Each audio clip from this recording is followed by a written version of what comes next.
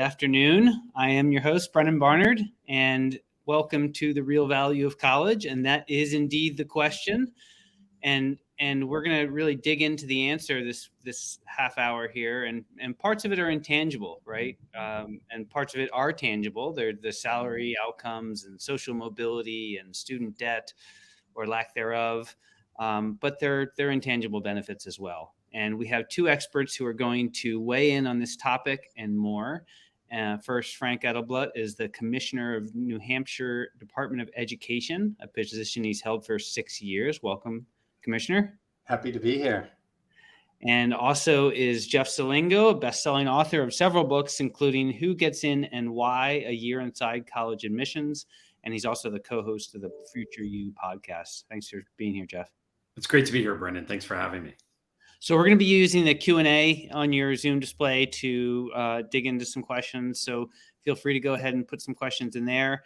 We're also going to be using the chat function. And so what we'd like is for you to go in there to the chat, and in one word, if you had to capture the value of college in one word, what would that one word be? So share that with us in the chat. And share your other questions in the Q&A. And we'll jump into the first question, Jeff. Let's just kind of level set here. Is the bachelor's degree worth it? Yes, it is. No matter the headlines you see, the return on investment of a bachelor's degree is just as good as it was years ago. We just did this recent study with the Burning Glass Institute, with Matt at the Burning Glass Institute. They look at data in real time, and what they found, they look at job data in real time. And what we found in this report that we just did on the BA is that you get a 25% premium over the high school diploma the first year out of college, and that premium continues on for the 12 years after college that we studied. Now, obviously, that's on average. Some do better, some do worse. We get that, right? It depends on what your degree is in often. It depends on where you get your degree from, and it depends on the skills you have.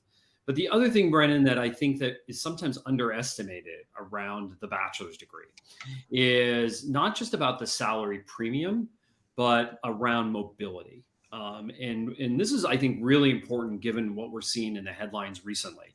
Here in my home state of Maryland, in my birth state of Pennsylvania, in the state right over from where I live right now in Virginia, all those governors have announced over the last year, 2 years, that they're no longer going to require a bachelor's degree for many state jobs. And that gets a lot of headlines. And people then say, well, the bachelor's degree is not worth it. I hope that somebody follows up on that. I want to know how many people were hired without a bachelor's degree, were those people promoted, and did those people get other jobs eventually? Because one of the things that we found in our work on this is that the bachelor's degree is incredibly valuable in moving up and moving out.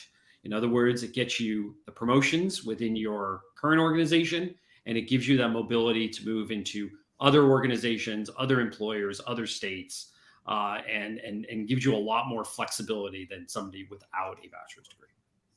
Thank you. Yeah, and we'll dig a little more into that in a bit. Because you all can't see the chat, the answers to that question about what the value of college is, it's really interesting to see. I mean, words like growth, opportunities, mind expanding, free thinking, connections, personal development, networking, knowledge, maturity.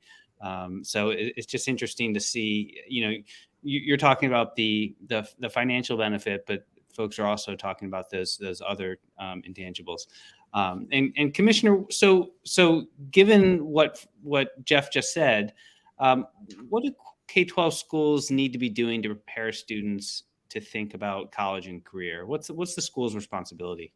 Yeah, well, I mean, so first of all, thanks for having me on. I appreciate it. It's great to be able to spend some time with folks. Jeff, I hadn't heard those statistics, so I can't wait to read. I assume that's in one of your books, and I can't wait to go read that and dig into that a little bit, because there is a lot of narrative around whether or not a college degree, a bachelor's degree, is worth it or not. When I think about our schools and our school counselors who are working hard for our students, we actually try to start with the learners. What we have to recognize about, humans, and these are little humans that we have in our custody, although some of our secondary students are not so little, but these are inherently curious individuals. And when we think about their futures, we want to play into that inherent curiosity. We want to create pathways and options for them to explore. And that could include a bachelor's degree. It could include something else. It could include something else and a bachelor's degree. One of the things that's really interesting, Jeff, as you were outlining those statistics, I was thinking through some of the completion rates relative to bachelor's degrees. Because one of the things that maybe doesn't have as much value is, and sometimes we see students getting kind of, siloed, is they start down a pathway towards a bachelor's degree, but because they may be moving in a pathway that is not something that they either have an interest in or is nurturing that curiosity, they get a couple years in and they bail on the program. And so then they end up with 2 years of, significant financial investment. And yet all of those statistics that you're talking about there are not going to come to fruition because they have neither the bachelor's degree that results in that, increased financial capacity on the long term, but they do have the financial cost and investment that they've just put in there. So one of the things at the secondary level that we can be doing is really working with individual students and finding ways to open up, pathways to them to explore, to get some ideas about what it is that, they want to pursue, so that when they jump into these systems, they have some, purpose, some direction. I was speaking with a mother earlier today. She has a freshman who is in a post-secondary institution right now. As a freshman, I knew that this child was a freshman, but the parent shared with me, she goes, she's on her third major. So she's a freshman. In her first year, she's already switched 3 times. So what you want to do is you really want to make sure that you, in the secondary system, we're providing opportunities for students to really explore and develop that curiosity, so that as they move forward into that post-secondary world, they have some purpose and some direction so that they can have a good outcome. Yeah, so important. And so, Jeff, to build on that, what do students need to be thinking about during their college search process or their post-secondary planning process? What do they need to know about the experience aspect and not just the credential piece? So the credential is obviously important. Going to college, staying in college, and getting that credential matters. That's where the outcome in terms of in employment and earnings come in. But there's a couple of other things that I think that that students and parents and families and counselors need to think about. And there's 2 in particular that I would focus on. One is skills. One of the things, Brennan, that we found in this paper that I know has been shared in the chat is that when we look at the career outcomes and the earnings outcomes of college, and I understand that the value of college goes well beyond getting a job and getting a good paying job, but be honest with you, given the cost of college now, that is one of the outcomes that most families are looking for. So I think there's a lot of other things that come from college, but if you can't get that job, then you are really going to question the value. And as I said in this paper, where you get your degree from and what you major in obviously has influence over the jobs and the earnings you have afterwards. But one of the things that we found is that skills matter. So as I'm thinking about college and searching for a college, it's not only what I'm going to major in, but am I going to get skills that are going to be useful in the job market? Now, those could be skills such as soft skills, writing, negotiation, working in teams, and things like that. Or am I going to have an opportunity to practice and show off those skills in college? But some of them are really tangible skills that you could actually get industry-based credentials for, or other types of credentials for. So I'm thinking of somebody with a history major, for example, who knows how to do data analytics and data visualization, an incredibly useful skill right now to pair with that liberal arts major, for example, of a history. And you could get a certificate from Tableau, for example, in data visualization that goes along with that degree that you could then show off to an employer. So thinking about skills, knowing how to use Salesforce or other CRMs or Adobe Suite, so you know how to do graphics and things like that. Any of these things are good skills to pair with your degree. So that's number one. And number 2 is experience. The more hands-on learning that you have, whether that's through service learning, internships, externships, co-ops, undergraduate research, project-based learning, the more that you could build that through 4 years of college, the better off you're going to be. It's not something, unfortunately, I think it's something that too many students think about at the very end. And it's something you really need to scaffold over the 4 years of college. So maybe that first summer before college, you're shadowing somebody on a job. That second summer, maybe you just have a job that gives you those soft skills. Could even be in retail, for example, where you're learning to just deal with people and problem solve. And then as you kind of pick your major and figure out what you want to do, then start to narrow that focus in terms of getting those internships, research opportunities, or whatever they might be on top of that.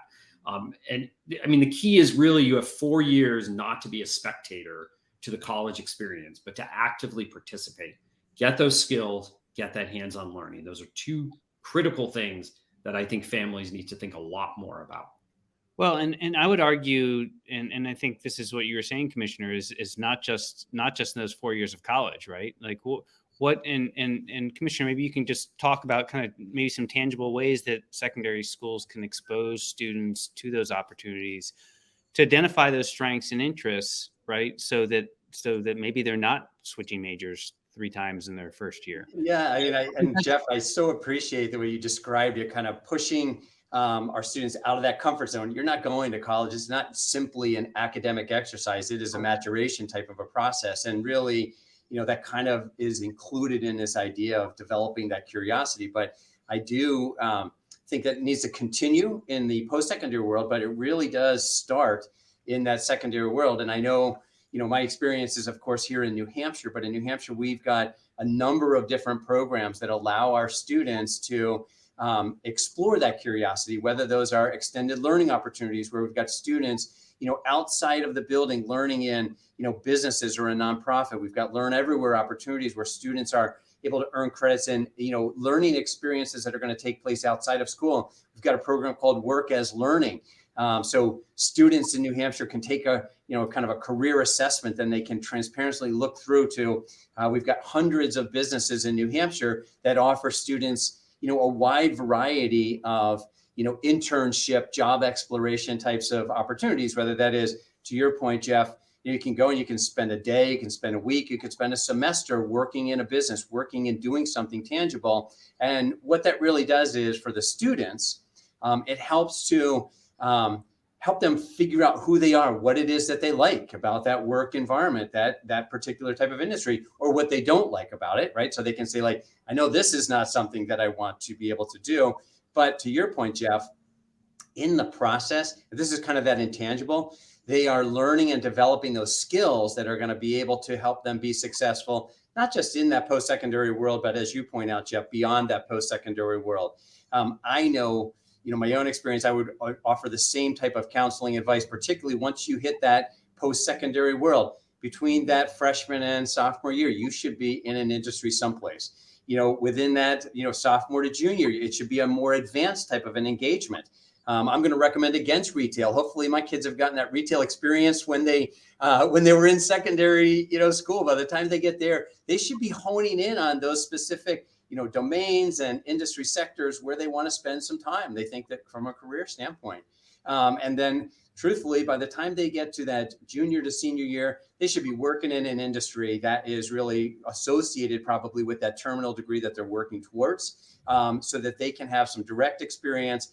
And when they then go to seek employment, they are a leg up on everyone else who's applying, because these are individuals walking in the door with experience that employers are searching for. But there was another point, Jeff, that you kind of focused on, which I think is often maligned or disparaged a little bit. And we've got a lot of focus, and I love the STEM. I love all the sciences and stuff like that. But let's not, undervalue that liberal arts degree, which, to your point, provides students with those critical thinking, communication skills, those skill set that you described, that can then add a sprinkle of STEM on top of it, can really take you places, because you're really a well-balanced, a well-rounded individual coming out of that classical liberal arts type of an education. And the world is your oyster, so to speak, right? There's a lot of domains that you can pursue at that point in time. And so I thought that that was a good point that you made. It is, Frank, and Brennan. If I could just add one Yeah. thing to that, I think for those on the who are watching today, especially in higher ed, I think it's great that I'm a big fan of the liberal arts. I was a liberal arts major. I encourage people to think about the liberal arts. Probably my 2 kids will be liberal arts majors, but I think it's incumbent on colleges and universities to do more than just caretaking for the liberal arts, because I feel like that's where we've been. I feel like not only do they need to sell the liberal arts more to students, but I think they need to make them more relevant, individual courses more relevant to what's happening after college, both in life and in the job. And also it helps students translate the skills they are learning in the liberal arts for the job market. Because I don't, that is not happening, I think, on most college campuses right now. And when you're 18, 19, 20, it's very hard to translate what you're learning in a philosophy class to the workforce. It's really, I think, incumbent much more on the faculty and the institution to do that. Yeah. We need to be thinking about the applied liberal arts, right? Yeah. And I mean, even in, as you think about STEM and AI and all these advances, right? We talk about prompt engineers and how students interact with artificial intelligence. And those are very liberal arts heavy skills to have. So, so Jeff, back to this kind of the major thing. If a student has no idea what they want to major in, but they're also thinking about the value of college, right? How do they start to determine the potential value without knowing what field they're going to study? It's a really good question, Brennan. And I think, again, what you need to focus on is, am I going to an institution that is going to, retain me and graduate me? What are the, was the overall return on investment of the most popular degrees at that institution? So one of the great things about the college scorecard now, which is the US government, website where you could go on and you could look at the program level at any institution and compare them to. So even if you don't know what you're going to major in, you would actually know from the college scorecard, well, I'm interested in this institution, or I'm going to this institution, or I've been accepted to this institution. What are the most popular majors? Now, again, you may not end up majoring in one of those, but it gives you a sense of what the most popular majors on that campus are and what their returns are in the job market. So it gives you somewhat of a sense of that institution. And then you could compare that to other institutions that you may be considering. Obviously, you don't know what your exact return on is. And again, I don't want to, I don't want to push this idea that the only reason to go to college is for that return on investment in the job market. But again, given the cost of college, this is why most students and parents say they're going to college, is to get a job that's sustainable in this economy. And then, of course, we hope, and we really hope, that students get all the other things that we think they're going to get in college. They're going to have those relationships. They're going to learn how to be good citizens. They're going to learn how to think critically. They're going to learn about the rest of the world. But all those things don't come if you're concerned about getting a job after college or paying off your loans. Well, Nate, and we put a link to the college scorecard in the chat there. And another good tool is degree choices, because they break down, they use some of the third way data, and they break it down by major and within different states, and how majors in certain programs compare in terms of outcomes and value based on the state and comparable institutions. And Commissioner Jeff talked about the kind of retention of students and return on investment. What about kind of statewide, the value to the state and in retaining students, and how do we keep students in the state and invest in the state? Yeah, so that's a big question for New Hampshire. I don't know that it actually is a question that is universal, but one of the observations that we make here in New Hampshire, now we are a small, relatively rural state. So oftentimes young people have the impression that, they got to flee off to the big city in some other larger state or something like that. Whereas we would love to have them here. And oftentimes what happens is I refer to them as the boomerang students, in the sense that they head off, but they recognize the value associated with New Hampshire and they're back. because New Hampshire has a very vibrant and growing, probably one of the top economies in the country. We just recently announced an unemployment rate of 1.9%, the lowest in history for the state, and I believe the lowest across the country. So there are tremendous employment opportunities here in the state. And so both at the secondary level as well as at the post-secondary level, we are creating and designing programs that are going to meet kind of the economic needs of our state. So students who are enrolling in those programs are going to find many employment opportunities here in the state of New Hampshire. And we think that that's a real attractive aspect of trying to keep those individuals here in the state. Another aspect that I just want to kind of flag as well, flipping back a little bit to what Jeff was pointing out there, is it's interesting that, post-secondary decisions, and I might, I'm kind of curious as to what Jeff's thoughts are about this. Simply because a student has spent 12 years in a post-secondary environment doesn't mean, and again, these are humans, right? So they have various levels of maturity at that point in time. And we know, particularly for our young men, it may even take them a little bit longer for full frontal lobal development to take place. So parents and students and school counselors, there is additional growth opportunities, right? So it's okay to take a gap year and to figure out kind of what is it going to look like. It doesn't mean you have to jump right into that circumstance. And then when you move into that post-secondary opportunity, you can be that much more successful because you're that much more purposeful in terms of what it is that you're trying to do. And so my encouragement is to make sure that simply because you ended a secondary system doesn't mean that your next engagement, there's not a clock that ticks off and says, and you have 3 months to get into a post-secondary program. No, you're okay to take a lap and just spend a little bit of time making sure you know who you are as an individual. And then you're able to bring your best self to that post-secondary opportunity.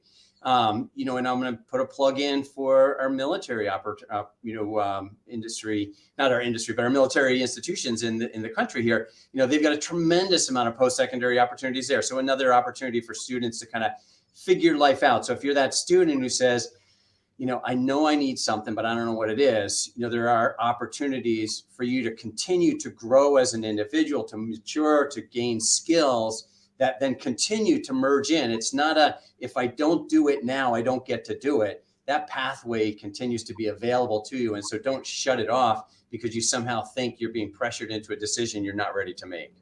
It's such an important point. And just on a personal level, my son, who just finished his first semester of college, took the fall off and did a gap semester essentially, and worked on an organic farm here in New Hampshire and learned some great skills, right? And got some really important time to reflect on how he approaches college, and went in such a different place than he would have if he just kind of jumped right in. So I really appreciate you kind of calling that out. Those are good pathways. And so it's not an exclusive roadway to success here.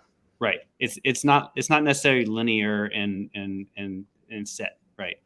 And Jeff, as students enter into college or are thinking about the college search, what should they think about in terms of career placement statistics at colleges, and how to kind of assess that piece of the college experience? Well, first of all, ignore the marketing by most colleges about their career outcomes, because I dare you to find an institution that says fewer than 90% of their graduates are placed somewhere within 6 months after graduation. There are these first destination surveys that colleges do. It doesn't really delineate often between full-time and part-time work. It doesn't delineate often between they're in graduate school, because usually it says graduate school and work or work, right? So you often don't know what it really says. And in some cases, the response rate to these surveys are less than 30%. And who's going to respond to a survey about employment? People who are employed, right? So I ignore that. What I think you should be looking for on a college tour is, first of all, do they talk about life after college? If they're not talking about life after college, that's problematic. Every institution should be doing that now. And what are they doing to prepare you for life after college? Is the Career Center central to the institution. What do I mean by that? First of all, do they even show it to you on the tour? Do they talk about it in information sessions? Are you plugged into the Career Center in some way starting the first day of your first year of college, maybe even during orientation? Or is the Career Center seen as something that just sits out there in a corner of campus and you show up when you want to, or maybe you don't even show up until your second semester of senior year when you're looking for a job? How integrated is career planning and placement to what you're doing day to day in the institution, in your major, in your clubs, in your sports? I mean, Brennan, at the end of the day, the Career Center or the career function, because they have many names now on colleges, is not going to get you a job. But the question I always have is, how central is it to what the institution is doing? In many ways, the people who are going to be more important to you on campuses are those people you have day-to-day contact with. That might be your advisor. That might be your RA. That might be other peer students. That might be your coach if you're an athlete. That might be an advisor in college, right? Long after you're going to graduate, you're going to remember people, right? And when I think about where I am in my career now, 25 plus years into it, from where I left Ithaca College in 1995, I can name individual people from my 4 years of college who had an impact on me. Some were faculty members, some were advisors, some were staff members, but they all played a different role in that because they saw that as part of their developmental work with students. That's what you're looking for. You're looking for that attitude among the institution. And to be honest with you, it's something that they don't always present. It's something that sometimes is hard to find. You don't know it until you're in it. But you really want to know, like, how much are the faculty, the advisors, and other people going to play a role in your development? That's really important. And a lot of times you get that from talking to graduates of those colleges, right? And talking to more people who have been there and done that. And Brennan, one thing that I will tell you in the 25 years I've been covering higher ed, I will say this, is that I believe that the people who do a better job at this are the less selective institutions. Like, we put so much effort and time on selectivity. And what I think ends up happening is that those top ranked institutions basically say, you know what, we don't really need to do any work of these students, right? And, the name on the degree is going to carry them wherever they want. And so they don't really do much for the students. I think the institutions, to me, that are doing the more interesting things are the regional publics, the regional privates, not name brands that everybody knows, but I think they're doing a lot more really good work with their students. Can I just add, Jeff, I agree with you wholeheartedly about making sure you're connecting to that career services, because it's a vital function, to your experience at, post-secondary, because that's that is your exit launching pad in some respects. A couple of other questions that I'd like to ask that I hope you would agree with, but I'm curious. But I always want to know who's coming to campus to recruit. Like, what are the names of the companies that are showing up on campus to recruit students out of there? How often are they on campus? And then among the professors that you're going to be working with, what are their industry connections? Are they looped into the industry that you hope to graduate from and support in the future? Because to your point, those relationships become vital. And oftentimes these professors are the ones who have, vital industry relationships that are going to help you get that job when you get out of post-secondary. Exactly. Commissioner, I know we're coming to the end of our half hour here, but I just really quickly, we have such a robust community college system here in New Hampshire. And I wonder if you can just talk really briefly about kind of that as a pathway and how students might think about that. Yeah, so in New Hampshire, we do have a very robust pathway, and we've got everything in that pathway from, liberal arts types of preparation at the associate's degree level, career, vocational types of planning and career opportunities, as well as even certificate programs. And I think what individuals, when you're thinking about their pathways, again, keep all of the options in front of you, and it's not an all or nothing. You get to build this. It's stackable. in terms of what you're doing. And oftentimes that community college degree lands you in your dream job and you're going to be happy, but it may also be part of a stackable, educational pathway that you pursue in terms of doing that, adding, some type of an industry credential, or taking that associate's degree and matriculating that into a 4-year bachelor's opportunity. So, we are, and the other thing is that those institutions tend to be spread around the state. I know they are here in New Hampshire, so very accessible in terms of trying to get access to those educational opportunities. Thank you. Okay, so as we wrap up here, we're going a little over, and thank you both for your time and wisdom. But just to kind of wrap up, your thoughts on kind of the hidden value of college. Just any final thoughts on the hidden value of college that students might not be thinking about, that they should be thinking about as they go forward. Jeff, you want to start? It's one thing I said previously about it's the people, right? It's the social connections that you're going to make, whether those are friends, your peers, whether those are coaches, advisors to clubs. I think of the one person I think of when I think about people in college, I think of my college newspaper advisor, who has become a good friend, just had lunch a couple of weeks ago, a good advisor and a good mentor to me from the time I was 18 and showed up on Ithaca College's campus to today. Thanks. Commissioner? Yeah, and I'll just lean into what I said previously relative to curiosity, whether it's your secondary, your post-secondary opportunities, use that to just develop your curiosity and pursue the areas that you are excited about and passionate about. Well, thank you both. Appreciate your passion and your excitement for this topic. And thank you for all of those who attended. And we will be back in the fall with lots more programming, and have a great summer.